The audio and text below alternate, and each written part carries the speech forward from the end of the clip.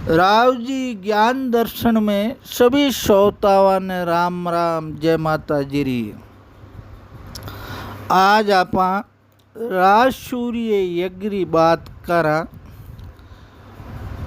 पांडु अस्तिनापुर छोड़ राजा धृतराष्ट्र दुर्योधन कनो आपरे अकरी जमीन ली तो वाने उजड़ खाबड़ जमी दी, वन दिया, जंगल दिया की बणियोड़ो नी की व्यवस्था नी एड़ी जमी पितामह धृतराष्ट्र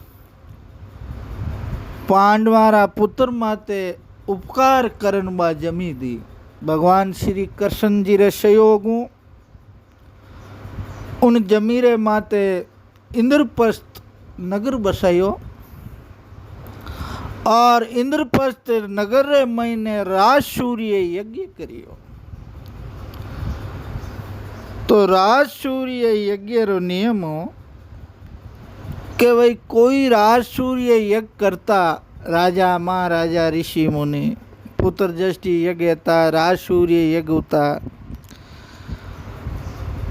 अश्वमेध यज्ञ होता, कई यज्ञ पुराने टाइम में राजा महाराजा करता। और यूँ शास्त्र रे महीने कियो है देव यज्ञ, ऋषि यज्ञ, पितु यज्ञ, कई 5 प्रकार यज्ञ जी को बताया है।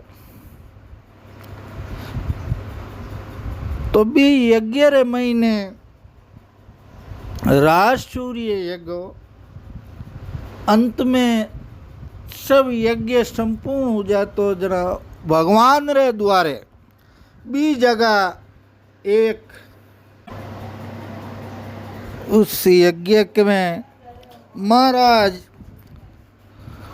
युधिष्ठिर जी ने भगवान श्री कृष्ण जी के कहने पर सबको अलग अलग व्यवस्था अलग अलग जगह सौंप दी। दुर्योधन को रसोड़ा का काम दिखा दिया। जो भी भोजन प्रसाद जितनी भी बनती उनकी सबकी व्यवस्था महाराज दुर्योधन करते थे। महाराज एक बड़ा यज्ञ करवाया। यज्ञ में नियम होता सर्वप्रथम तपस्वी ब्राह्मणों को भोजन कराया जाता है। बाद में व्यापारी वर्ग, निम्न कोटि के लोग, उच्च कोटि के लोगों को भोजन कराया जाता है। सबसे अंत में भिखारियों को भोजन मिलता है। यह एक विराट यज्ञ था तथा इसमें बहुत ही अच्छी प्रकार से व्यवस्था की गई थी। देश के हर कोने से ऋषि मुनि पंडित पुरोहित आए हुए थे। गांव के नगरों के जो जिसने भी सुना महाराज युधिष्ठिर सम्राट के यहाँ राजसूर्य बड़ा भारी यज्ञ है, तो जिसने भी सुना वो भी इंद्रप्रस्थ की ओर प्रस्थान किया यज्ञ में सम्मिलित होने के लिए। सब मिलाकर करोड़ों लोग इस महान यज्ञ में शामिल होने हेतु आए। उन सभी के लिए आवास का सुंदर प्रबंध व्यवस्था की गई। यज्ञ का प्रारंभ, यज्ञ की शुरुआत गणेश जी के पूजन से होती है और इष्ट पूजन से होता है। धर्मराज ने इस यज्ञ में भगवान श्री कृष्ण को अपना इष्ट मानकर उनको प्रथम पूजनीय किया। प्रथम पूजा भगवान श्री कृष्ण जी की पांडवों के इस यज्ञ में कर्ता धर्ता वही थे। इनके ही परमार्थ, इनके ही विचार विमर्श से भगवान श्री कृष्ण जी के कहने से संपूर्ण कार्य संपन्न होते थे। पांडवों की कोई भी वार्ता होती थी तो भगवान श्री कृष्ण जी को बुलाकर पूछ कर ही करते। विचार किया। भगवान श्री कृष्ण जी ने पांडवों को भगवान कृष्ण जी ने समझा दिया, हे पांडवों, यज्ञ में श्रद्धा भक्ति भाव नम्रता सही सबका सम्मान हो, किसी को किसी बात की कमी ना हो, क्योंकि यज्ञ की सफलता इन्हीं महापुरुषों की कृपा दृष्टि भाव पर निर्भर है। अगर इनकी कृपा हम पर हो गई तो फिर हमें कोई बात की चिंता नहीं है। युधिष्ठिर जी ने कहा, महाराज ऐसा ही होगा, मगर इतना धन लगाकर खर्च करके मुझे कैसे मालूम होगा कि मेरा यज्ञ सफल हो गया है। भगवान ने कहा, सुनो, हम बतलाते हैं। जब ऋषि मुनि भोजन करके प्रसन्न हो जाएंगे, दान दक्षिणा भेंट स्वीकार करके प्रसन्न हो जाएंगे, तो आकाश में उच्च स्वर से एक घंटा बजेगा, ध्वनि होगी। तब तुम समझ लेना कि मेरा यज्ञ सफल हो गया है। और यदि घंटा ना बजे तो युधिष्ठिर ने पूछा, भगवान श्री कृष्ण जी कहते हैं, तो समझ लेना हमसे कोई त्रुटि हो गई है। ऐसी अवस्था में तुम्हारी भाग दौड़ अकारण से ही होगी, निष्फल होगा। जो काम तुम राज सूर्य यज्ञ में कर रहे हो वो है धर्मराज, निष्फल होगा। भगवान ने यज्ञ को प्रारंभ करके उसकी पूर्ण आहुति व विधि विधान से संपन्न करा दी। ऋषि मुनियों को भोजन होने लगा, सम्मान होने लगा। ऋषि मुनियों को निमन अनुसार दक्षिणा दी जाने लगी। ब्राह्मण राजा को आशीर्वाद देने लगे। पंडितगण, ब्राह्मणगण, ऋषि मुनि, संत महात्मा, सब कुछ अच्छी प्रकार से हो रहा था। फिर भी घंटा नहीं बजा। उनको अपना परिश्रम निष्फल लगने लगा। तब युधिष्ठिर जी भगवान के उच्च मंच पर गए और प्रार्थना की कि महाराज, जब सब ऋषि मुनि भोजन पा चुके हैं परंतु घंटा अब तक नहीं बजा है।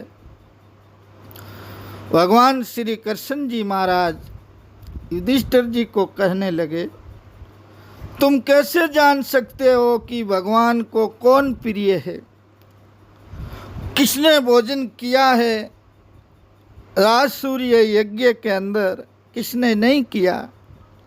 धर्मराज, आप नहीं जान सकते। जाओ और आदरपूर्वक बुला लाओ। एक महात्मा अभी भूखे हैं, उन्होंने आपके राजसूर्य यज्ञ में अभी प्रसाद नहीं ली, तभी तुम्हारा यज्ञ सम्यक रूप से पूर्ण आहुति होगी। धर्मराज, जाओ। युधिष्ठिर जी महाराज भगवान श्री कृष्ण जी के कहने पर, समझाने पर तपोवन में गए।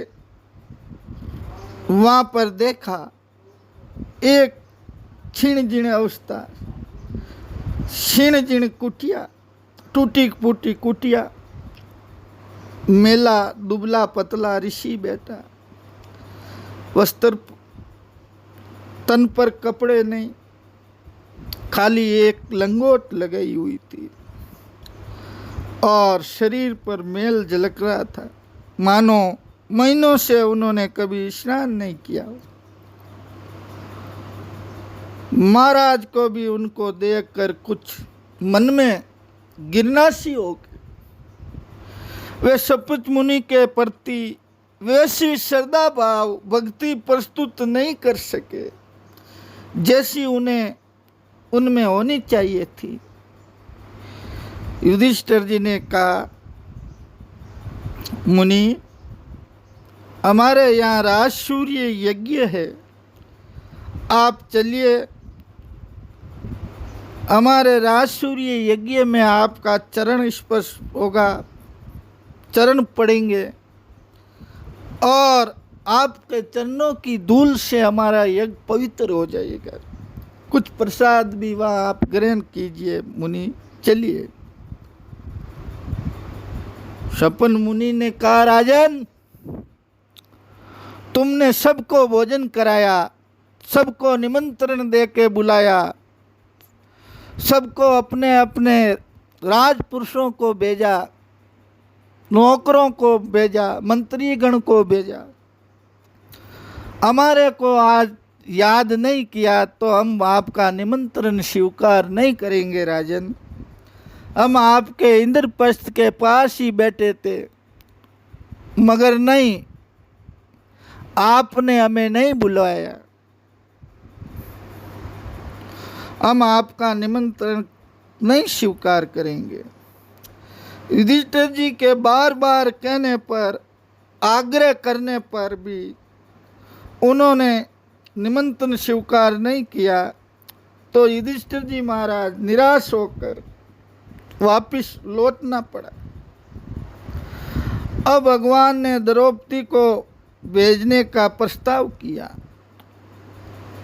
कि वो पांडवों, द्रौपदी जाएगी और शपथ मुनि को यज्ञ में लाना तुम्हारा कार्य है। द्रौपदी, कृष्ण ने, तुम जाओ और आदर भाव से शपथ मुनि महात्मा को यहाँ पर लेके आओ।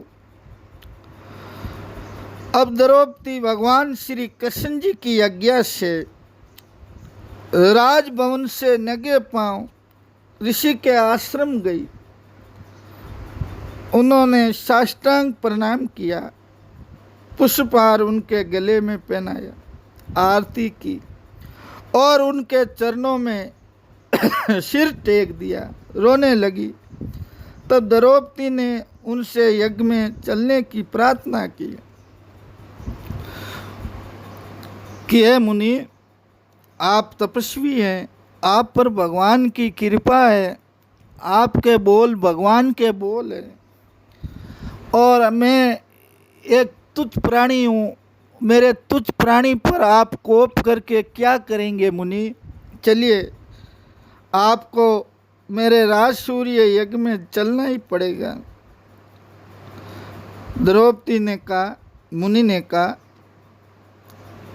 तुम्हारे पांचों पतियों के निमंत्रण तो मैंने अस्वीकार कर दिए, परंतु तुम्हारे आने से मैं प्रसन्न हूँ और तुम्हारे साथ यज्ञ में चलने को तैयार हूँ देवी, पर एक छोटी सी शर्त है मेरी भी। द्रौपदी ने कहा, भगवान बतलाइए, वो शर्त क्या है? ऋषि ने कहा, धर्मराज ने जो यज्ञ किया है उसका पुण्य संकल्प करके मुझे देना होगा। यदि वो शर्त पूरी करने का वचन दोगी तभी मैं वहाँ भोजन करूँगा।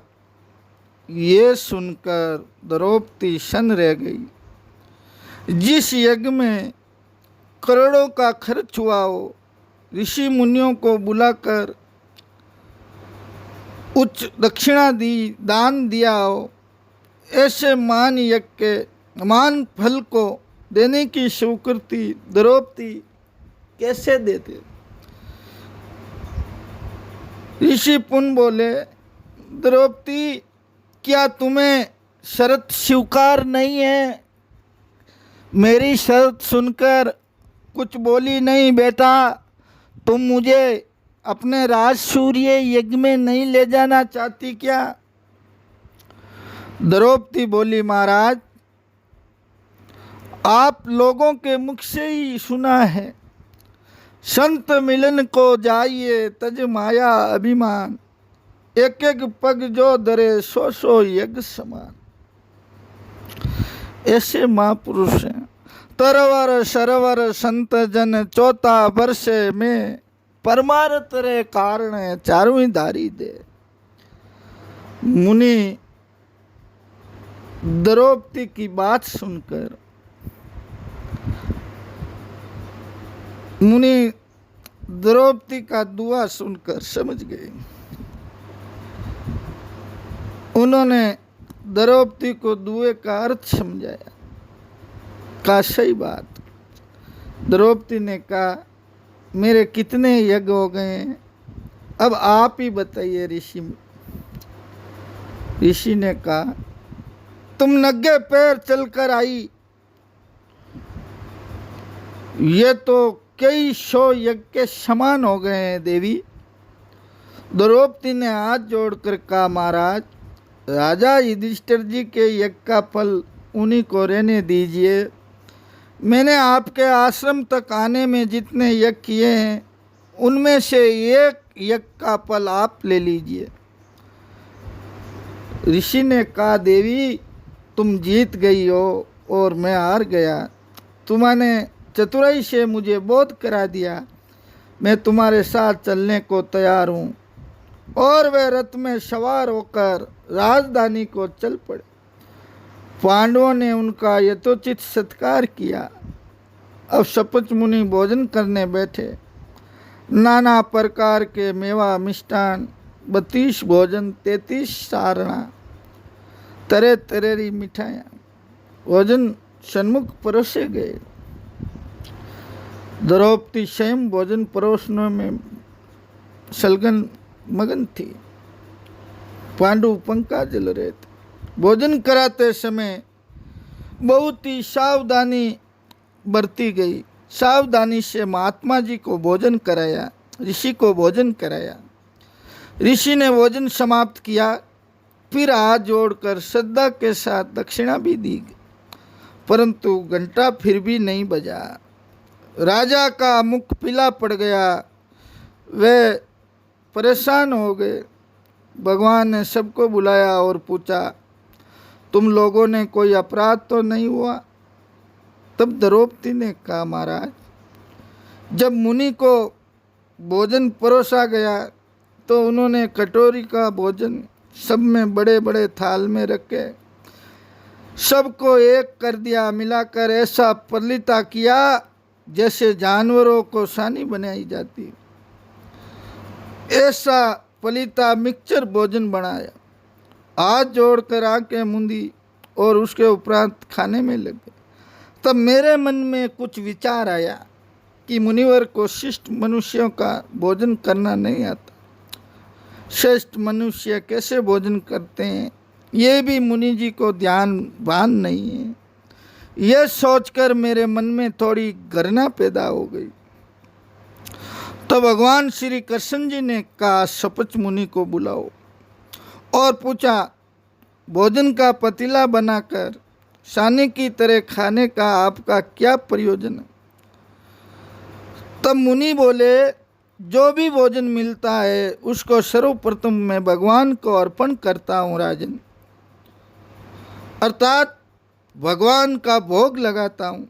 मैंने सोचा इतने पदार्थ, इतने अच्छे अच्छे मिष्टान बने हुए, इतनी अच्छी अच्छी मिठाई भोजन बने हुए, भगवान को कौन सा भोग लगाऊं? इसलिए मैंने सब पदार्थों को इकट्ठा किया और हाथ जोड़कर प्रार्थना की, भगवान आपको जो पदार्थ रुचिकर लगे, अच्छा लगे, उन्हें आप ग्रहण कीजिए। तब मैंने भोजन किया। द्रौपदी मुनि के चरणों में गिर गई और कहा भगवान मेरा अपराध क्षमा कीजिए, मेरे मन में थोड़ा विचार गलत आ गया, मैंने आपकी अवहेलना की, मैं आपसे क्षमा मांगना चाहती हूँ। मैंने आपको ढोर पशु के समान जानने लगी मन में विचार प्रकट कर दिया, इसलिए मैं आपसे माफ़ी मांगती हूँ। मुनि पुनः बोले, प्रसन्न हुए। घंटा टन टन की आवाज़, टन टन की आवाज़ के साथ घंटा बजने लगा, सब और प्रशंसा छा गई। तो भगवान ने कहा, युधिष्ठिर महाराज, आपका यज्ञ अब संपूर्ण हुआ है। यज्ञ में जब तक पूर्णता संतुष्टि नहीं होती तब तक यज्ञ नहीं बचता महाराज।